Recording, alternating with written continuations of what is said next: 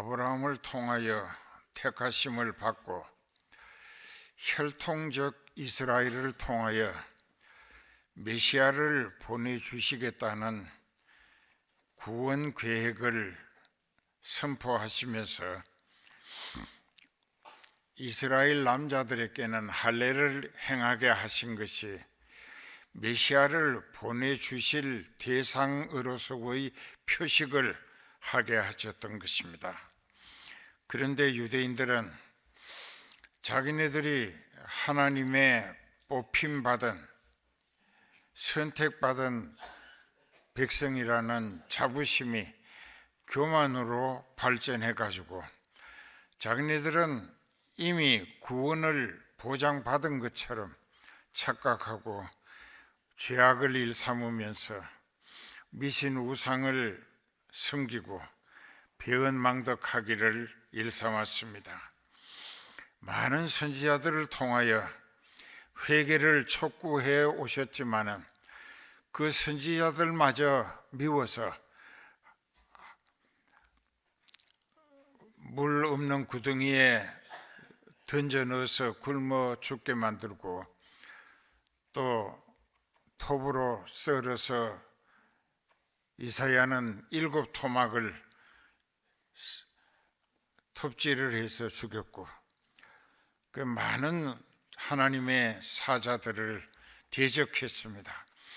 하나님이 보내신 하나님의 사역자는 하나님의 세우신 계획에 따라서 택하신 백성들에게 구원 얻을 수 있는 하나님이 세워놓으신 대책을 깨닫게 하시고 믿어지게 하시며 그래서 성령의 다양한 은사와 영역으로 아니 믿을 수 없도록 은사와 영역을 나타내게 하신 것입니다. 그런데도 악령에 깊이 사로잡힌 사람은 더욱 악령에게 사로잡혀서 끝내 회개치 아니하고 하나님을 대적하기까지 일삼다가 결국은 그들이 죄악이 관영했다, 차고 넘쳤다. 그래서 하나님께서 그들에게 고난의 기회를 주십니다. 육신의 혈기와 정욕, 또 지나친 이기주의적 발상이 자기 중심적인 욕심을 채우기 위하여 온갖 죄악을 그침없이 일삼게 됩니다. 야고보서 1장 14, 15절에 보면은 오직 각 사람이 시험을 받는 것은 자기 욕심에 끌려 미혹됨이니 욕심이 잉태한 적 죄를 낳고 죄가 장성한 적 사망을 낳느니라. 그렇게 되어 있습니다. 그런데 마귀는 우는 사자처럼 삼킬 자를 두루찾고 그래서 기회만 있으면은 택하신 백성이라도 그 영혼을 하나님과 분리시켜서 지옥에 끌어가려고 수단 방법을 가리지 않습니다. 그런데 이스라엘이 어쩌다가 조상 아브라함으로부터 구원시켜 주시기 위한 메시아를 보내주실 대상으로서 택하심은 받았지만은 그들이 그 같은 하나님의 약속을 불신하고 하나님이 그동안에 여러 가지로 베푸신 초자연적인 능력의 이적 기사들을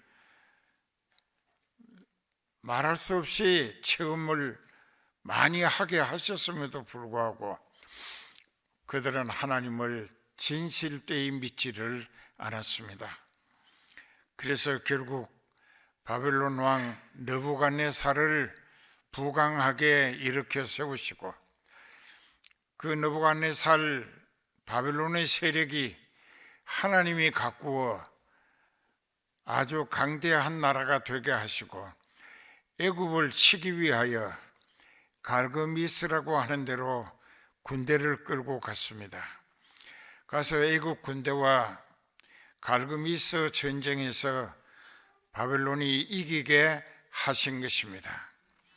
그래서 애굽을 정복하고 돌아가는 길에 BC 605년입니다. 그때 예루살렘을 포위를 했습니다. 그리고 너희가 죽음을 당하기 전에 조용히 항복하면은 우리가 해치지 않겠다.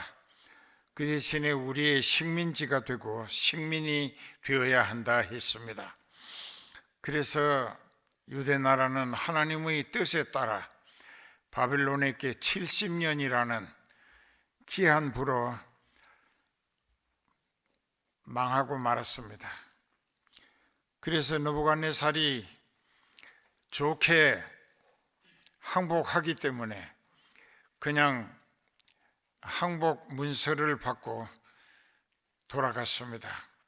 시드기야 왕이 유대 왕인데 애굽에다가 비밀 특사를 보내가지고 우리와 애굽이 연합해서 바벨론을 물리치자고 반역하는 계획을 세웠다가 이것이 바벨론에게 발각되어 시드기야 왕은 두 눈알이 가족들과 백성들이 보는 앞에서 뽑히워 버리고 말았습니다.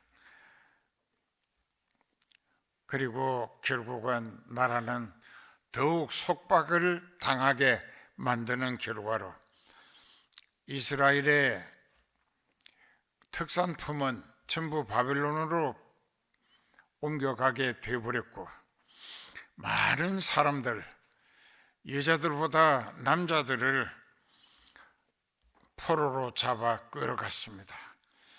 반역을 시도하지 않았더라면 그런 일은 당하지 않을 수도 있었는데 이사야 선지나 예레미야 선지를 통해서 수없이 하나님이 일러 주시고 깨우쳐 주셨습니다. 너희가 바벨론에 굴복하는 것이 하나님의 뜻이라. 방자하고 교만하고 목이 곧고 강팍해서서 하나님을 무시하고 그 말씀을 멸시하며 짓밟고 거역하면서 배척했다 이거예요. 그래서 이사야서 1장 19절 20절에 보면 너희가 여호와의 말씀을 즐거이 순종하면 땅의 아름다운 소산을 먹을 것이고 너희가 거절하여 하나님의 말씀을 배척하게 되면 칼에 삼키우리라. 거기서 말씀하는 칼은 심판과 형벌의 칼날이라는 것입니다. 죽인다는 것입니다. 그렇게 됐습니다.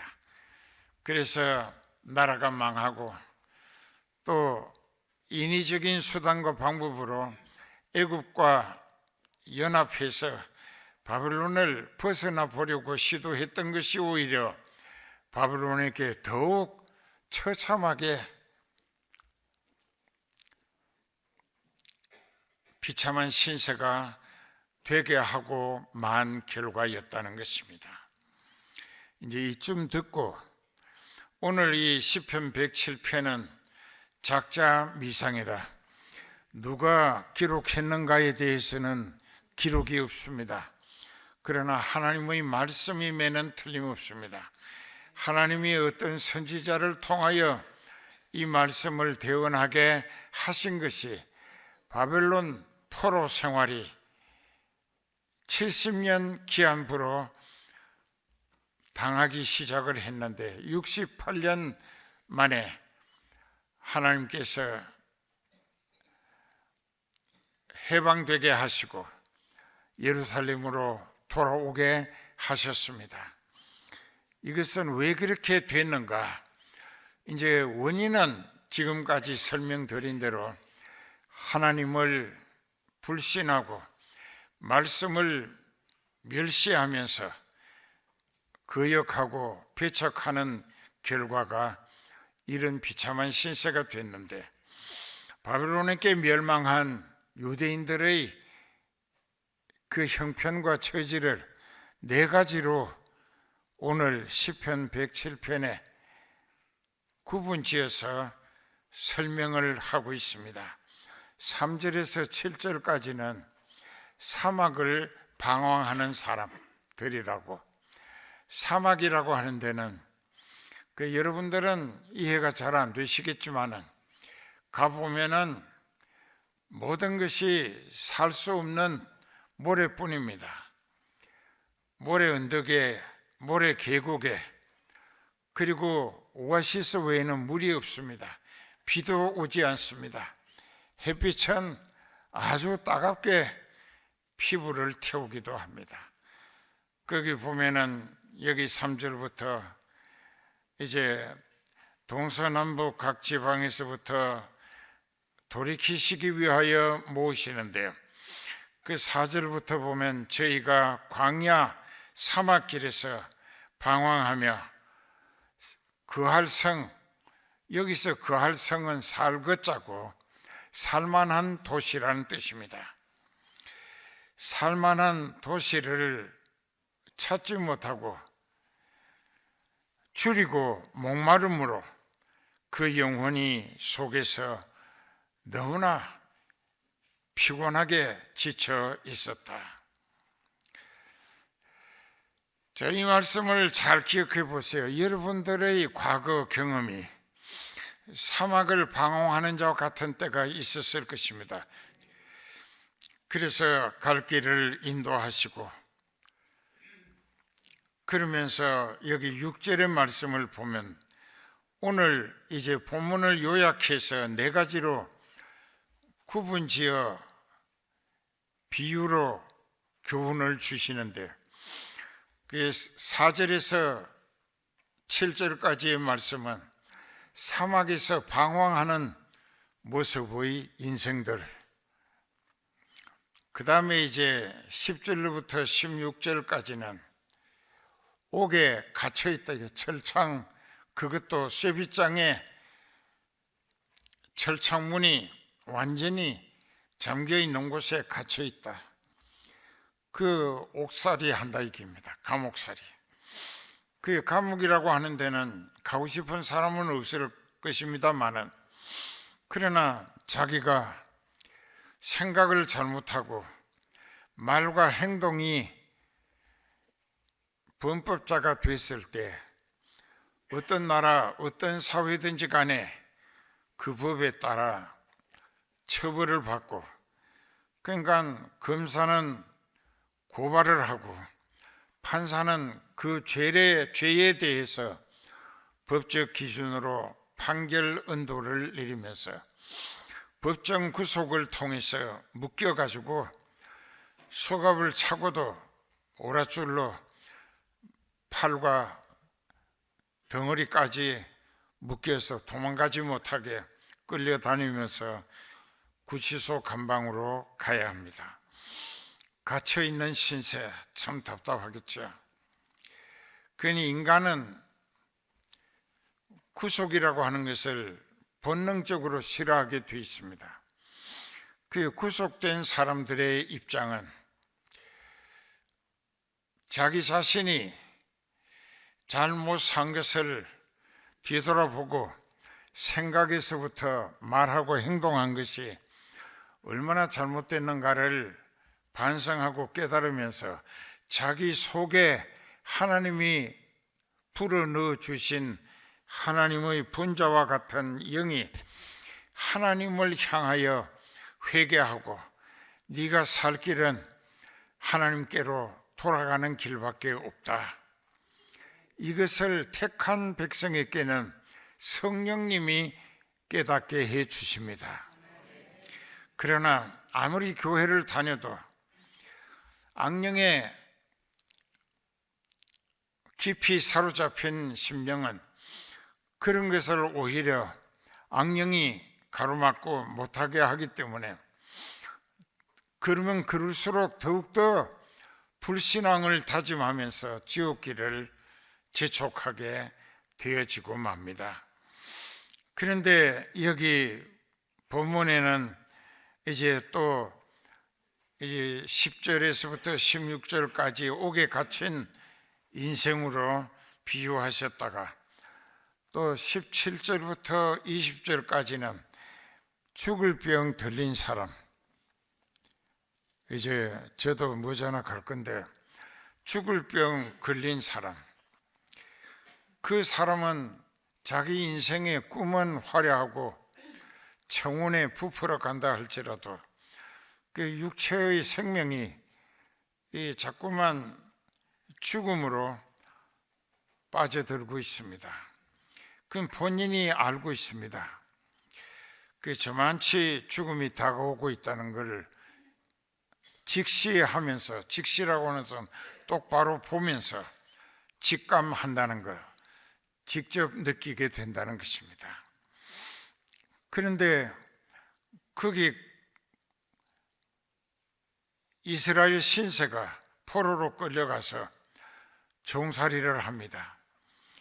그런데 그 중에서 성질이 자기 신세가 이렇게 끌려다니면서 노예가 되고 호적도 없고 또 인간의 기본 권리마저 유린당한 채 어떤 힘드는 일을 했다 할지라도 노동력은 착취만 당할 뿐이라 참 비참한 인생이죠. 참혹하기 이를 데 없는 신세죠. 이제 그런 상황을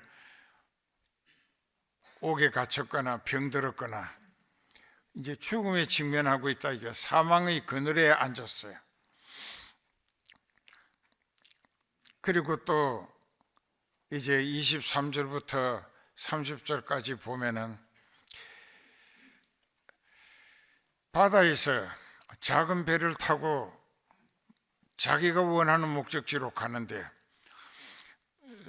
산더미 같은 풍랑이 일어가지고 억센 파도가 길을 막습니다. 그리고 그 배는 파도에 밀려서 생사를 간호할 길이 없도록 위태롭기 그지없습니다. 불안합니다. 죽음을 직면하게 되는 거죠. 이런 상황에 있는 사람들로 비유했다는 것입니다. 자, 사막길을 방황하는 사람, 철창 감옥에 쇠빗장 안에 갇혀 있는 인생들, 또 병들어 죽어가는 죽음에 빠져들고 있는 사람들, 또 엄청난 파도에 떠밀려 다니는 배를 타고 있는 사람, 언제 어떻게 될지 몰라. 그 배가 파손을 당할는지 파도가 배를 뒤집어 엎을지 모른다고요. 그러니까는 백척간두에서 자기 신세가 곧 끝장날 것만 같은 불안하고 두렵기 짝이 없는 상황에 순간순간을 보내야 하는 형편들 얼마나 괴롭겠습니까? 그런데 6절에서부터 그런 사람들에게 택하신 백성들이라면 하나님께서 구원하실 손길을 뻗쳐주시게 되겠는데 어떤 태도를 취할 때에 구원을 이루어 역사하시는가? 그 6절에 보면은 이에 저희가 그 고통 중에 여호와께 부르짖었다. 그것은 자기 인생의 근본이 하나님으로부터 시작됐다. 그 이사야서 44장 1절에 보면은 내가 너를 네 모태에 조성하였고 내가 너를 지명하여 불렀나니 너는 내 것이라.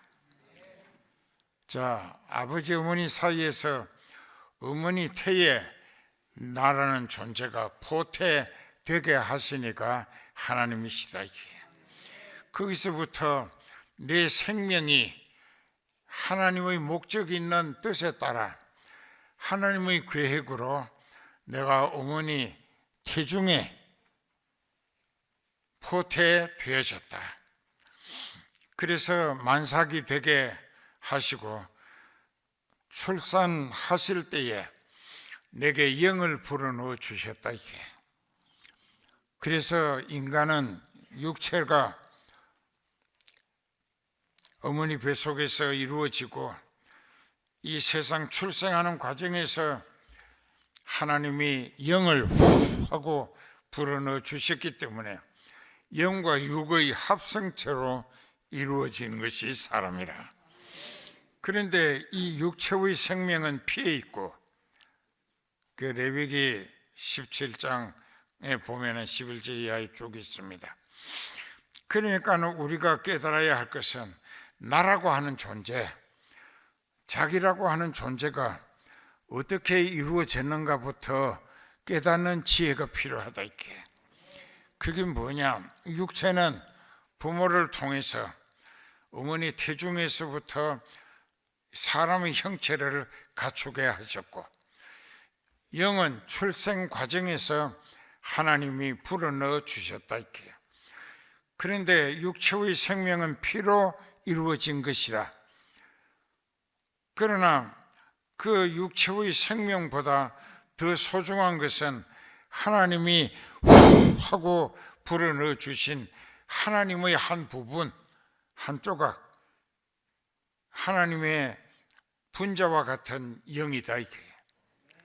그 영이 내 속에 들어오므로 우리를 이제 영어로는 하트 스피릿이라고 해서 심령이라고 얘기를 합니다. 그 심장에 그 영이 들어가서 이제 영적인 기능으로 살리기 시작을 합니다. 영혼 없는 몸은 죽은 것이고 행함이 없는 믿음도 죽은 것이라. 그렇기 때문에 여기 6절이 참 중요합니다. 이에 저희가 그 고통스러운 근심 중에 이제 끝나는구나, 내 인생은 이렇게 비참하게 멸망하고 마는구나 하는 상황에서 그대로 죽을 수 없어 하나님께 살려달라고 부르짖으며 회개한다.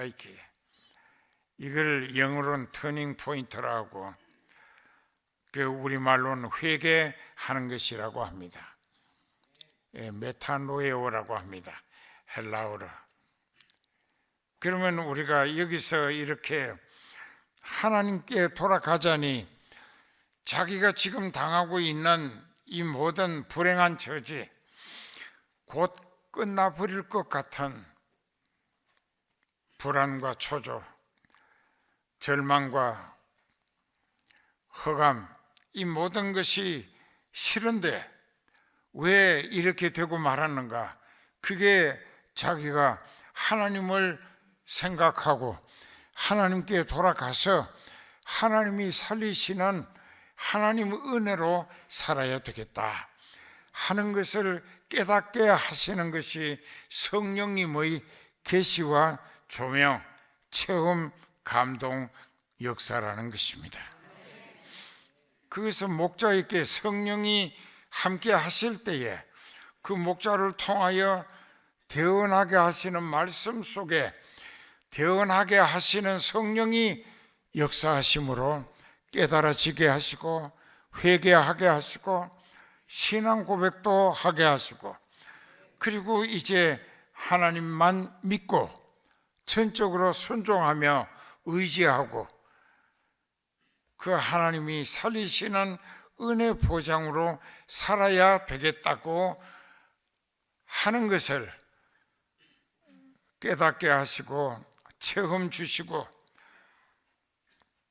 계시와 조명으로 감동하시고, 그래서 믿어지게 하시는 성령의 역사.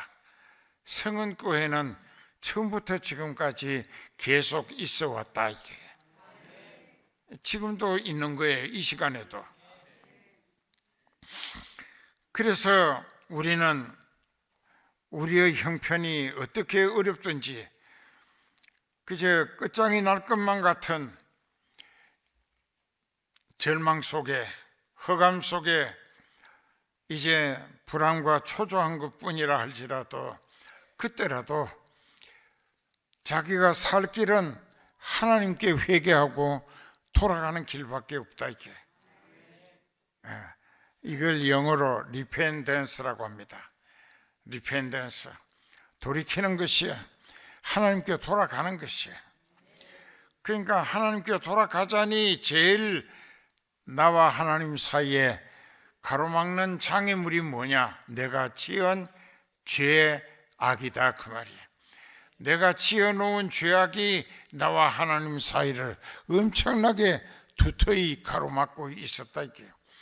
그러면 내가 회개하면서 하나하나 철저히 회개할 때에 그 죄악의 장벽이 허물어지면 나와 하나님 사이는 영적으로 개통되어진다, 이게.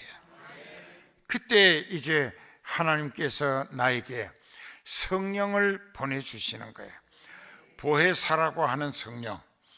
그 성령이 내게 오시면 에베소서 2장 1절에 허물과 죄로 죽어있던 너희 영을 하나님이 성령을 보내주셔서 허물과 죄로 막혔던 장벽을 내가 철저히 회개하고 용서를 받게 되니까 다 허물어져서 개통되어진 다음에 성령이 내게 오신다, 이게. 왜? 내게는 죄가 용서받음으로 없어졌기 때문이에요. 그래서 성령이 내게 오셔서 하나님과 내 영이 끊어진 상태, 단절된 상태에 있었기 때문에 에베소서 4장 18절의 말씀처럼 하나님의 생명에서 떠나 있었다, 저 죽은 상태에 있었다는 얘기입니다.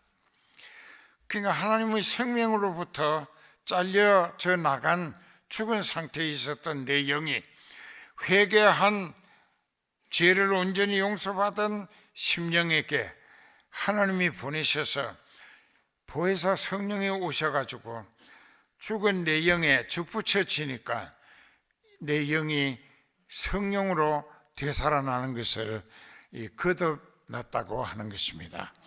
그것이 이제 되살아났다는 이야기예요. 그래서 그 영은 성령이 살리시고 성령이 붙들어 쓰시면서 하늘나라로 데리고 가 주신다는 것입니다. 그래서 여기 이제 6절에 따라합시다. 이에 저희가 그 근심 중에 여호와께 부르짖음에 그 고통에서 건지시고. 그래서 여기 2절에 보면 여호와께 구속함을 받은 자는 이같이 말할지어다. 여호와께서 대적의 손에서 저희를 구속하사 동서남북 각 지방에서부터 다시 불러 모으신다. 그게 성은교회. 이렇게 쉽게 설명을 해도 못 깨달으면 그 사람은 지옥 가도 할 말이 없어요.